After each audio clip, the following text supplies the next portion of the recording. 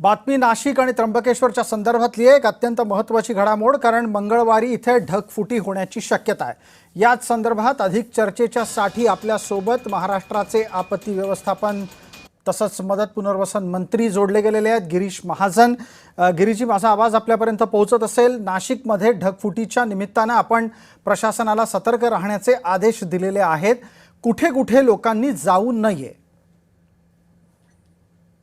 हवामान खात्याने अंदाज वर्तवलेला आहे की नाशिक जिल्ह्यामध्ये विशेष करून घोटी आहे, इगतपुरी आहे, त्र्यंबकेश्वर आहे, पेठ आहे, सुरगाणा आहे, या 5-6 ठिकाणी, या 5-6 तालुक्यांमध्ये उद्या म्हणजे आज रात्री 1 वाजेपासून तर उद्या सगळे 10-11 वाजेपर्यंत मुसळधार पाऊस पडण्याची शक्यता आहे।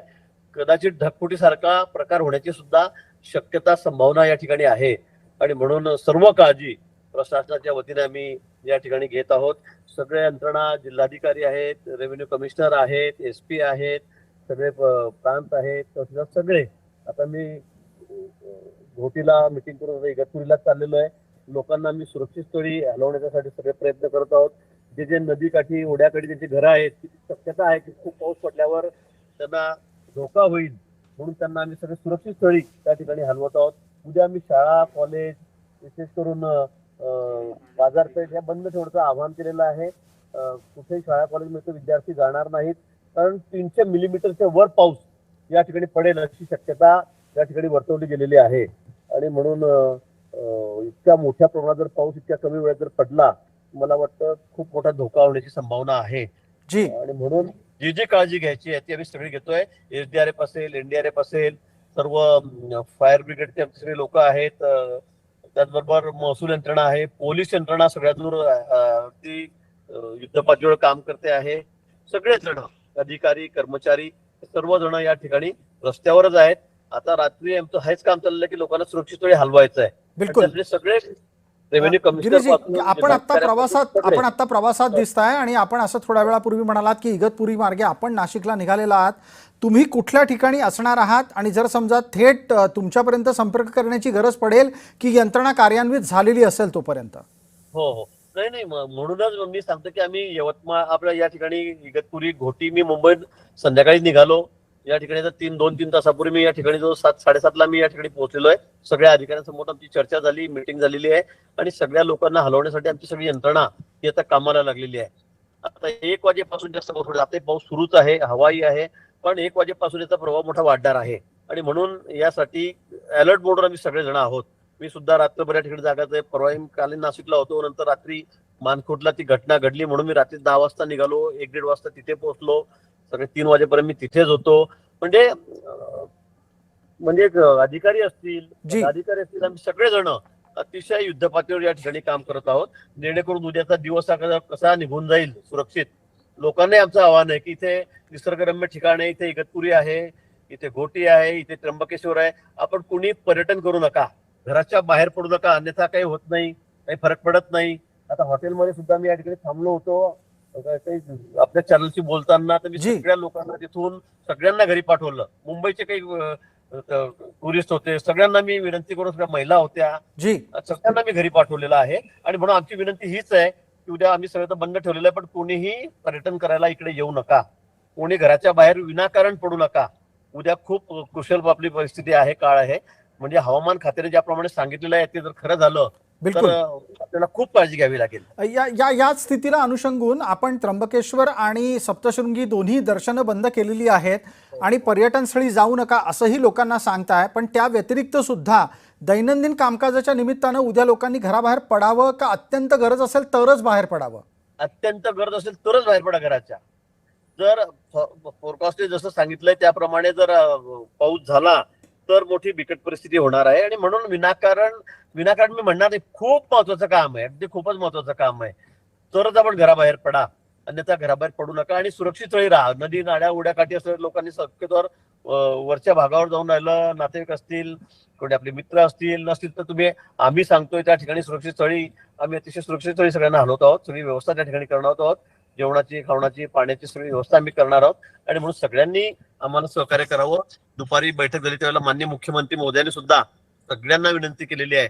सरकार अगदी अलर्ट मोडवर आहे, मुख्यमंत्री असतील, देवेंद्रजी, शिंदे साहेब असतील, ताई असतील, पवार ताई, सर्वजण त्या परिस्थितीकडे लक्ष ठेवू नये. या स्थितीला तुम्ही आता थोड्या वेळापूर्वी म्हणालात की मुख्यमंत्री स्वतः वैयक्तिकरित्या लक्ष घालतायत. एक अंदाजे या सर्व स्थितीमध्ये किती लोकांचं विस्थापन होऊ शकतं? नाही, ते सांगता येणार नाही. आम्ही वेगवेगळ्या तालुक्यामध्ये सगळ्या लोकांना आम्ही सुरक्षित स्थळी हलवतो. त्या ठिकाणी शाळा असतील, काही मंगल कार्यालय असतील, त्या ठिकाणी मी हलवतो. आता मी इकडे घोटे आणि इगतपुरीला या ठिकाणी आहे. आमचे कलेक्टर त्र्यंबकेश्वरमध्ये त्या ठिकाणी थांबलेले आहेत, ते त्या ठिकाणी लोकांना काढतायत. म्हणजे वेगवेगळ्या ठिकाणी आम्ही सगळ्यांना आता वेगवेगळ्या ठिकाणी नेमून दिलेलं आहे. ते त्या ठिकाणी आपलं काम करतायत. अजून आकडा सांगणं मला शक्य होणार नाही. 1-2 तासामध्ये आम्हाला नक्की कळेल की आम्ही किती लोकांना त्या ठिकाणी शिफ्ट केलेलं आहे. मला एक पटकन आणखी प्रश्न आपल्याला विचारायचा आहे. आपण अत्यंत आत्ता या क्षणाला बिझी आहात याची कल्पना आहे, पण तरीही महाजन साहेब एक तांत्रिक मुद्दा इथे उपस्थित राहतो की हवामान विभागाचा अंदाज लक्षात घेता जर समजा वेळ काळ पुढे मागे सरकली तर आणखी किती कालावधीसाठी आपल्याला अलर्ट राहावं लागेल? कारण हा विषय कदाचित एका दिवसात संपेल असं वाटत नाहीये. बंगालच्या उपसागरामधला जो कमी दाबाचा पट्टा आहे त्याचा प्रभाव आणखी 3 दिवस राहील असं सांगतायत. मग आता त्याला आपण काहीच करू शकत नाही. शेवटी नैसर्गिक आपत्ती आहे. आता हा निसर्गाचाच आपल्याला कोपच म्हणावा लागेल. जेणेकरून म्हणजे की इतक्या कमी वेळात म्हणजे महिनाभराचा पाऊस आता मुंबईमध्ये, रायगडमध्ये, पालघरमध्ये 3-3 दिवसामध्ये पडतोय. 3 दिवसामध्ये. आता याला आपण काहीच करू शकत नाही. आता समजा तिथे कमी दाबाचा जास्त मोठा पट्टा थोडासा मागे पुढे सरकला तर याचा वेळ सुद्धा मागे पुढे सरकू शकेल.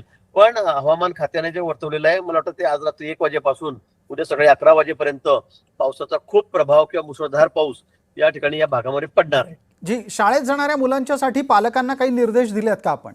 नाही, बंद आहेत. शाळा आम्ही बंद ठेवलेल्या आहेत. उद्या कुठली शाळा, कॉलेज त्या ठिकाणी बंद. आम्ही तर बाजारपेठाच्या बाबतीत सांगितलं की बाबा तुम्ही बंद ठेवा, घराच्या बाहेर पडू नका. विशेष करून घोटी, इगतपुरी, त्र्यंबकेश्वर या ठिकाणी पेठ असेल, सुरगाणा आहे, या 5-6 ठिकाणी जास्त प्रभाव त्याचा आम्हाला दिसतोय. हवामान खात्याने आम्हाला सांगितलेलं आहे आणि त्यामुळे या भागामध्ये कृपया करून उद्या दुकानही बंद ठेवली चालतील, आपले व्यवसाय व्यापारी बंद ठेवला तरी चालेल, पण आपापल्या जीवाची सगळी काळजी घ्या. आम्ही सगळेजण प्रशासन, शासन आम्ही रस्त्यावरच आहोत, आपल्या सेवेसाठीच आहोत, पण आम्हाला निश्चित आपण सहकार्य करावं हीच आपल्याकडून अपेक्षा आहे. बिलकुल गिरीजी, अगदी 2 छोटे छोटे प्रश्न आहेत, फार महत्त्वाचे आहेत. हे जे सगळं पाणी उद्या पडणार आहे ब्रह्मगिरीमध्ये ते नंतर वाहून गंगापूर धरणामध्ये येईल आणि नंतर गरज पडल्यास ते सोडलं जाईल. अशा वेळेला जेव्हा अतिरिक्त पाणी सोडण्याची वेळ येईल तेव्हा नाशिक शहरालाही अलर्ट करण्याची गरज असेल. खरं म्हणजे अजून धरणामध्ये फार विशेष पाणी नाहीये. मला वाटतं उद्याच्या पावसाळ्यात ते धरणं भरतील आणि आपण दरवर्षीच सोडतो. म्हणजे धरणं भरली की पाणी आपोआप खाली जातं, ते मराठवाड्याकडे जातच आहे, आपल्याला कल्पना आहे त्याची. उलट धरणं भरली पाहिजे असं मलाही वाटतंय, पण एवढी अतिवृष्टी होऊन आणि लोकांचे जीव धोक्यात येऊन ते व्हावं अशी अपेक्षा सुद्धा नाहीये. पण मला वाटतं त्यामुळे काही धोका होणार नाही. धरणं भरली तरी ते चांगलंच आहे. खाली आमची यंत्रणा सगळी स्वच्छ आहे. आमच्या जलसंपदा खात्याच्या माध्यमातून सगळे अधिकारी हे सगळे सज्ज आहेत आणि समजा धरणं भरली तर खाली पाणी आपोआपच जातं त्या ठिकाणी. त्यामुळे मराठवाड्याकडे पाणी जाईल, कारण मराठवाड्यामध्ये सुद्धा पावसाची खूप टंचाई आहे, पाण्याची टंचाई आहे. त्या ठिकाणी सुद्धा धरणामध्ये अजून पाणी नाहीये आणि म्हणून मला वाटतं ते चांगलंच होईल. पण कुठले नुकसान होऊ नये, कुठे जीवितहानी होऊ नये ही अपेक्षा पांडुरंगाच्या चरणी आपण त्या ठिकाणी करू. बिलकुल. आपण या सगळ्या स्थितीमध्ये NDRF आणि SDRFची काही पथकं कुठे नेमलेली असतीलच सगळ्या भागामध्ये ज्या ज्या ठिकाणी अलर्ट आहे. मग रत्नागिरी असेल, त्या ठिकाणी सिंधुदुर्ग असेल, पालघर आहे, या सगळ्या ठिकाणी, पुण्याला आहे, सगळ्या ठिकाणी आम्ही या टीम्स त्यांच्या पाठवलेल्या आहेत. कोल्हापूरला पाठवलेली आहे. ज्या ज्या ठिकाणी नद्या वाहत आहे, ज्या ज्या ठिकाणी धोका संभावित आहे, जिल्हाधिकाऱ्यांनी आम्हाला सूचना दिलेल्या त्या ठिकाणच्या त्या सगळ्या ठिकाणी आम्ही SDRF आणि NDRFची टीम त्या ठिकाणी पाठवलेली आहे. सगळ्या पोलीस यंत्रणा अतिशय सज्ज आहे, महसूल यंत्रणा सज्ज आहे, मोठ्या शहरांमध्ये फायर ब्रिगेड आहेत, ते आम्ही सगळे सज्ज आहोत.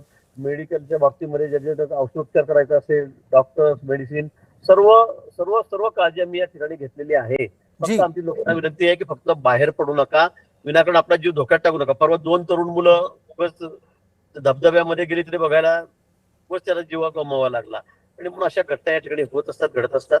आणि म्हणून आमची पुन्हा सगळ्यांना आपल्या वतीने नम्र विनंती आहे की लोकांनी उद्याच्या दिवस घरामध्येच बसावं, बाहेर पडू नका. जी आणखी एक प्रश्न आहे. आजच्या दिवसभरामध्ये सगळ्यात जास्त चर्चेला मुद्दा आला होता तो होता मिसिंग लिंक च्या संदर्भातला. मिसिंग लिंक तुटली, मिसिंग लिंकच्या संदर्भात नुकसान झालं असे सगळे विरोधकांनी आरोप केले.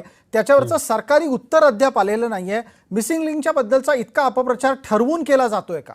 नाही, मला वाटतं राजकारण कुठे करावं हे सुद्धा विरोधकांना कळायला पाहिजे. एक तर स्वतः काही करत नाही, आम्ही तर सगळे बघा आपण रस्त्यावरच आहोत. पण आता मिसिंग लिंकच्या बाहेर पडताना त्या ठिकाणी जो मोठा डोंगर आहे तिथून पाण्याचा धबधबाच मोठा लागलेला आहे. कारण पाऊस इतका झाला विक्रमी, की महिनाभराचा पाऊस 3 दिवसामध्ये पडतोय. आपणही बघताय विक्रमी पाऊस आहे हा, कधी झाला नसेल एवढा पाऊस. असा पाऊस पडतोय आणि त्यामुळे बाहेर लँडस्लायडिंग झालं. बोगद्याला काही झालं का, टनेलमध्ये काही झालं का, तर काहीच नाही. फक्त बाहेर पडल्यानंतर पुढे थोड्या अंतरावर तिथे वरतून जे सगळं पाणी आलं येतं आहे ते दाखवलं जात आहे. आता त्या मिसिंग लिंकचा काय संबंध आहे याशी? पण चौकशी करा, सस्पेंड करा. शासन काय करतंय? भ्रष्टाचार केला. मला वाटतं अशा वेळेला तरी त्यांनी भान ठेवलं पाहिजे की ही नैसर्गिक आपत्ती आहे, ही राज्यावरची आपत्ती आहे. अशा वेळेला आपण सर्वसामान्य जनतेच्या सोबत राहिलं पाहिजे, सरकारच्या सोबत राहिलं पाहिजे. जे आमचे अधिकारी पदाधिकारी प्रशासन आहेत त्यांच्या जी. सोबत आपण मदत केली पाहिजे.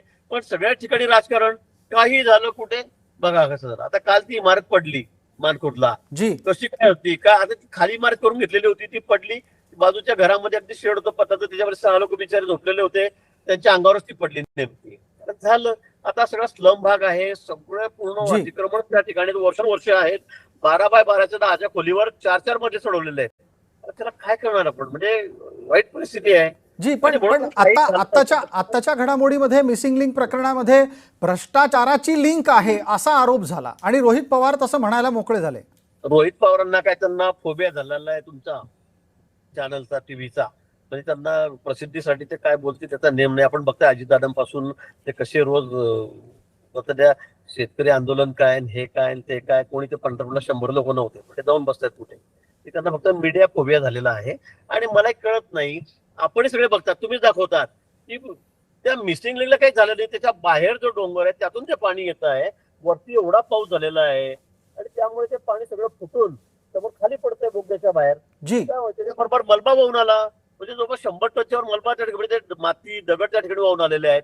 आता याच्यामध्ये मिसिंग लिंकचा काय संबंध आला? वरती कुठे फुटलं का, तुटलं का, ढासळलं, काहीच नाहीये. पण विनाकारण काहीतरी बोलायचं म्हणून बोलायचं. आणि आपण चॅनलमध्ये आपल्याला कशी प्रसिद्धी मिळेल यासाठी केविलवाणा प्रयत्न त्यांचा या ठिकाणी चाललेला आहे. इतक्या वर्षामध्ये स्वतः तर काही केलं नाही, मुख्यमंत्री महोदयांनी सांगितलं, पण आता मग भ्रष्टाचार झाला. अरे एवढा पाऊस झाला, महिनाभराचा पाऊस जर 2 दिवसामध्ये होतोय तर कोण थांबू शकेल सगळ्या गोष्टी? झाडं पडतायत, वादळ एवढं चाललेलं आहे. अशी 80-90 किलोमीटरच्या वेगाने मुंबईमध्ये या ठिकाणी वारे चाललेले आहेत, राज्यामध्ये काही ठिकाणी चाललेले आहेत, झाडं पडतायत. ते पण झाड कसं काय पडलं? अरे याला काय उत्तर आहे? म्हणजे आपण खरं म्हणजे आता मी काय बोला समजत नाही. म्हणजे एकीकडून राऊत साहेब बोलतायत, एकीकडून उद्धवजी बोलतायत. ज्या वेळेला कोरोनाचं संकट होतं त्यावेळेला आपण घराच्या बाहेर निघायचं नाही, लोकांकडे ढुंकून बघायचं नाही. आणि आता सुद्धा सरकार आम्ही सगळे रस्त्यावर आहोत, सगळे जण रात्री न झोपता आम्ही काम करतो आहोत. जी. पण अशा वेळेला सुद्धा मग काही ना काही टीका टिप्पण्या करायच्या आणि त्या बेस्ट आहेत. लोकांना पटत नाही, त्या कोणालाही पटत नाही. तुमच्या वेळी तुम्ही घराच्या बाहेर पडले नाही, स्वतः ड्रायव्हरला गाडीत बसू दिलं नाही, काय काय केलं सगळं लोकांनी बघितलंय. मंत्रालयाची पायरी चढले नाही, विधान भवनाची पायरी चढले नाही. पण तुम्ही आता आम्हाला शिकवतायत तुम्ही काय करताय. मला वाटतं ही नैसर्गिक आपत्ती आहे, जी. ही राज्यावरची आपत्ती आहे, देशावरची आपत्ती आहे. यात मला वाटतं राजकारण न करता सगळ्यांनी हातात घालून लोकांना मदत केली पाहिजे. काही सूचना असतील उपयुक्त त्या केल्या पाहिजेत. तर काही ना काही रिकाम सकाळपासून उगाच काही नाही त्या गोष्टींवर आपण आपला वेळ घालवत बसतात, पण त्याचा काही उपयोग होणार नाही. बिलकुल. एक छोटा प्रश्न पटकन घेतो, शेवटचा प्रश्न माझा आहे. मिसिंग लिंक सुरक्षित आहे आणि लोक प्रवास निर्धोकपणे करू शकतील असं ठामपणे सांगाल? अगदी 100%. फक्त आता आजूबाजूला पाऊस पडतो, कुठल्या ठिकाणी आता किती ठिकाणी लँडस्लायडिंग झालेलं आहे. मुंबई गोवा मार्गावर झालेलं आहे, पुणे मार्गावर झालेलं आहे, जुन्या पुणे मार्गावर झालेलं आहे, अनेक ठिकाणी. आता पाऊस इतका पडल्यावर दगड खाली येत आहेत, कारण पाण्याचाच प्रवाह इतका आहे की ते सगळं खाली घेऊन येत आहे ना, कोणी नाही म्हणत नाहीये. पण इतका विक्रमी पाऊस जो पहिल्यांदा होतोय राज्यामध्ये अगदी कमी वेळामध्ये, तर हे कोणाचंही सरकार असू द्या होणार आहे.